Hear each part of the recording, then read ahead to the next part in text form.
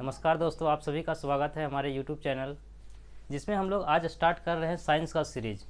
Science का series में हम लोग देखेंगे कि जितना सारे न्यूमेरिकल जो क्वेश्चन आते हैं साइंस के, जैसे ग्रुप डी में आता है, NTPC में आता है और जो भी वनडे एग्ज़ाम आता है जिसमें साइंस का बेसिकली साइंस का जो न्यूमेरिकल क्वेश्चन आता है, इसको सॉल्व करने के लिए हम लोग सीखेंगे।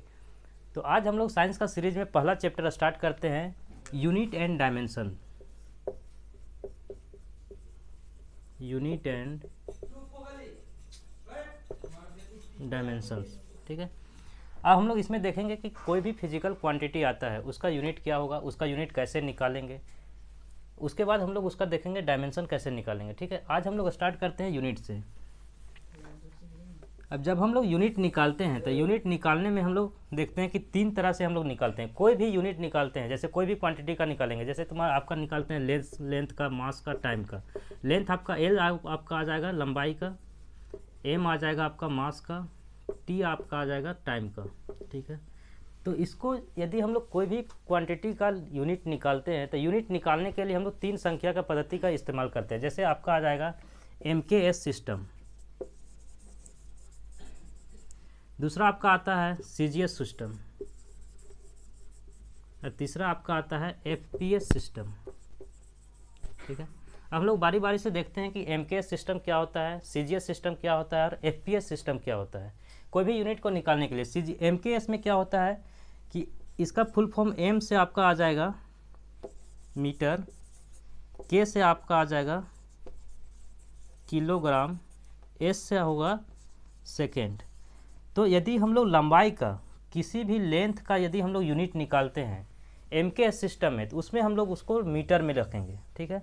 यदि कोई भी मास का, द्रव्यमान का यदि हम लोग यूनिट निकालते हैं MKS सिस्टम में तो उसको किलोग्राम लिखेंगे। और यदि किसी का टाइम का यूनिट निकालते हैं तो उसको MKS सिस्टम में सेकेंड लिखेंगे। उसी तरह से यदि इसका CGS सिस्टम में यदि यूनिट निकालते हैं तो C से होता है आपका सेंटीमीटर, ठीक है। G से आपका होता है ग्राम, S से आपका आ जाएगा सेकेंड। सिमिलरली यदि किसी का लंबाई का यूनिट निकालते हैं तो लंबाई का उसमें लिखेंगे मीटर में, यदि आपको केजी का मास का निकालते हैं तो ग्राम में लिखेंगे, और यदि टाइम का निकालते हैं तो सेकेंड में लिखेंगे, ठीक है। ये CGS सिस्टम है। यदि यूनिट को, कोई भी क्वांटिटी का यूनिट आप लोग को आगे बताएंगे कि कैसे कोई भी क्वांटिटी का यूनिट निकाला जाता है।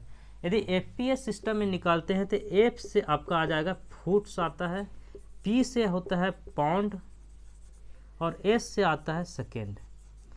ये फुट आपका आ जाएगा लंबाई का, लेंथ का, पाउंड हो जाएगा आपका मास का, S आपका आ जाएगा टाइम का, सेकेंड।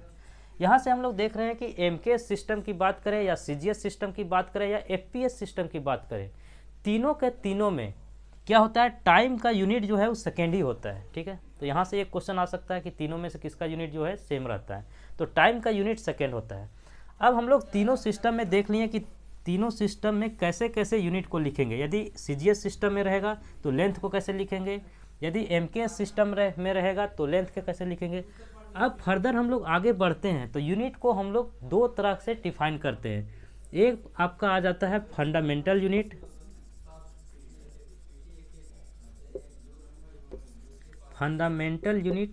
और दूसरा आपका आता है ड्राइव यूनिट।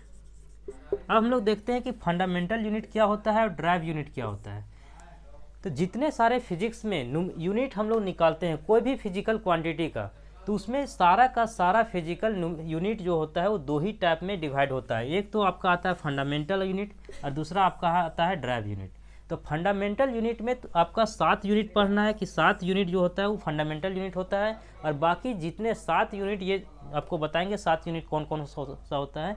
ये 7 यूनिट को छोड़कर बाकी सारा का सारा यूनिट जो होता है वो आपका ड्राइव यूनिट में आता है, ठीक है। अब आपने हम लोग देखते हैं कि फंडामेंटल यूनिट क्या होता है या ड्राइव यूनिट क्या होता है। फंडामेंटल यूनिट वैसा यूनिट जिसको लिखने के लिए हम लोग किसी दूसरे फिजिकल क्वांटिटी का ज़रूरत नहीं पड़ता है या किसी दूसरे की सहायता से इसको नहीं लिख सकते हैं, वैसे यूनिट को हम लोग बोलते हैं फंडामेंटल यूनिट, ठीक है। जैसे एग्जांपल के लिए यदि देखते हैं तो लेंथ की बात करते हैं, मास की बात करते हैं, टाइम की बात करते हैं। तो लेंथ का क्या हो जाएगा, आपका मीटर हो जाएगा, मास का आपका केजी हो जाएगा और टाइम का आ जाएगा आपका सेकेंड। तो ये सब हम यूनिट जो लिख रहे हैं इसमें हम लोग किसी भी दूसरे यूनिट का ज़रूरत नहीं पड़ रहा है या दूसरे यूनिट को हम लोग ऐड नहीं कर रहे हैं। जैसे लेंथ का मीटर लिख दिए, मास का केजी लिख दिए, टाइम का सेकेंड लिख दिए। अब ड्राइव यूनिट क्या होता है? वैसा यूनिट जिसमें को लिखने के लिए हम लोग को दो या दो से अधिक फंडामेंटल यूनिट की सहायता से लिखना पड़ता है। इसको हम लोग डिफाइन करेंगे तो इसको क्या लिख सकते हैं? With the help of fundamental unit. Fundamental unit that's means, कहने का मतलब है कि इसको ड्राइव यूनिट लिखने के लिए हमको फंडामेंटल यूनिट का ज़रूरत पड़ेगा, या दो से अधिक फंडामेंटल यूनिट को मिलाकर ही एक ड्राइव यूनिट का निर्माण किया जा सकता है। अब हम लोग देखते हैं कि 7 जो फंडामेंटल यूनिट है वो कौन कौन से फंडामेंटल यूनिट है। ये फंडामेंटल यूनिट जो है वो डायरेक्ट एग्जाम में पूछ लिए जाते हैं। 4 ऑप्शन आपको दे दिया जाएगा और उसमें पूछेगा कि कौन सा यूनिट जो है वो फंडामेंटल यूनिट है और कौन सा यूनिट आपका ड्राइव यूनिट है। ठीक है, तो फंडामेंटल यूनिट में पहला हम लोग लिखते हैं लेंथ, जिसको हम लोग बोलते हैं हिंदी में लंबाई। लंबाई का यूनिट, यहाँ हम लोग यूनिट लिखते हैं और यहाँ आपको क्वांटिटी लिखते हैं, कौन सा क्वांटिटी है। ठीक है, तो क्वांटिटी में हम लोग लिखे पहला लेंथ। लेंथ का यूनिट सबको पता होगा, मीटर होता है। उसके बाद दूसरा आता है आपका मास। मास मतलब होता है द्रव्यमान। द्रव्यमान का यूनिट क्या आता है आपका? केजी आता है। तीसरा आता है आपका टाइम। लेंथ, मास, टाइम हो गया। टाइम का आपका आता है second.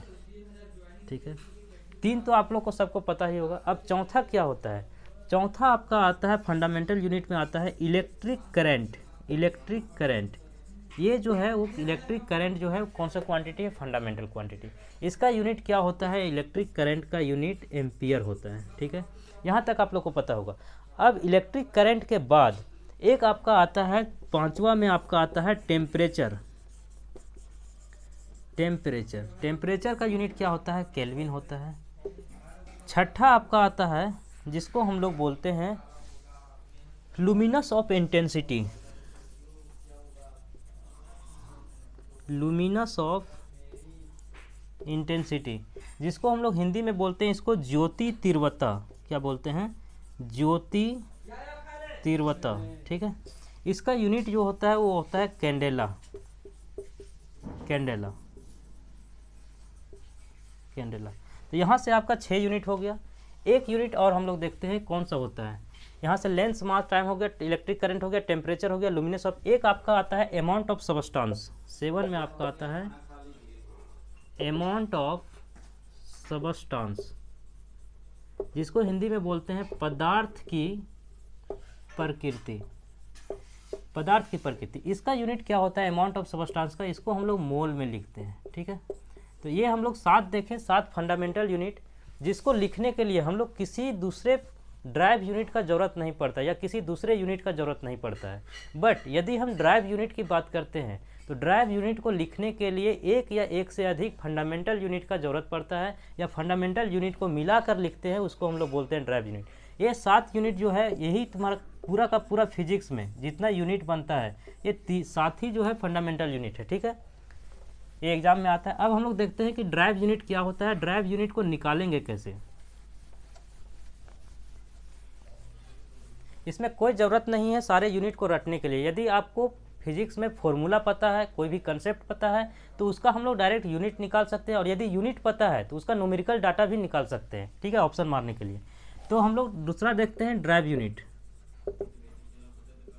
Drive unit, drive unit में जैसा कि बता चुके हैं कि ड्राइव यूनिट किसको कहते हैं? वैसा यूनिट जिसको लिखने के लिए हमको 2 या 2 से अधिक फंडामेंटल यूनिट का ज़रूरत पड़ता है। जैसे पहला हम एग्जाम्पल के लिए लिखते हैं, यदि हम लोग वेलोसिटी की बात करते हैं, वेलोसिटी, तो वेलोसिटी क्या होता है आपका? Change of distance with respect to time, इसको वेलोसिटी बोलते हैं। Change of displacement with respect to time, इसका हमको फॉर्मूला पता है। अब डिस्प्लेसमेंट आपका दूरी हो गया, दूरी का हम बता चुके हैं क्या होता है? मीटर होता है, मीटर, और टाइम का सेकेंड होता है, तो इसका यूनिट क्या हो जाएगा? मीटर पर सेकेंड। क्लियर है यहाँ तक? अब इसी तरह से हम लोग दूसरा यूनिट निकालते हैं, एक्सेलरेशन। इसका यूनिट नहीं पता है, फिर भी हम लोग यूनिट निकाल लेंगे। एक्सेलरेशन क्या होता है? हम लोग जानते हैं change of velocity with respect to time, इसको हम लोग क्या बोलते हैं? एक्सेलरेशन बोलते हैं। अब इसका यूनिट कैसे निकालेंगे? हमको वेलोसिटी का यूनिट हम निकाल चुके हैं, क्या होता है? मीटर पर सेकेंड होता है, मीटर पर सेकेंड होता है। और यहाँ टाइम है, टाइम का क्या हो जाएगा? सेकेंड हो जाएगा। तो इसका फाइनल यूनिट जो बनेगा वो आपका हो जाएगा मीटर पर सेकेंड स्क्वायर। ये आपका आ गया एक्सेलरेशन।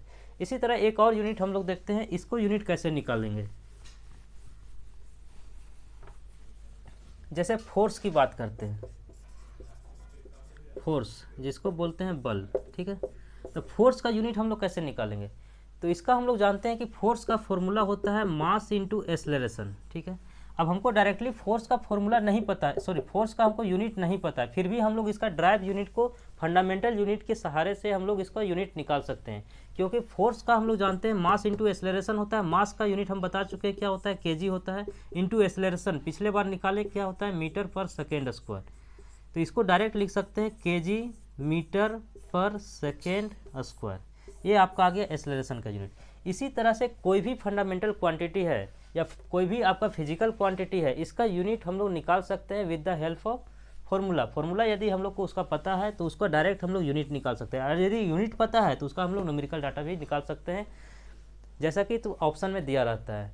तो आगे हम लोग देखेंगे कि और कैसे कैसे इसका यूनिट निकालेंगे। यदि बड़ा बड़ा क्वांटिटी आ जाएगा, जैसे एक्सेलरेशन ड्यू टू ग्रेविटी आ जाएगा, तो उसका कैसे निकालेंगे।